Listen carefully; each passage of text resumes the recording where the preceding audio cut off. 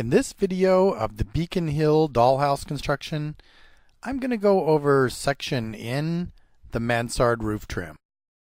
First, the pieces are removed and prepared, and because the pieces are very similar, I chose to label the pieces according to the schematic. This would later help me to locate the correct piece during installation. I first primed, then painted with semi-gloss white paint. The installation went fairly smooth.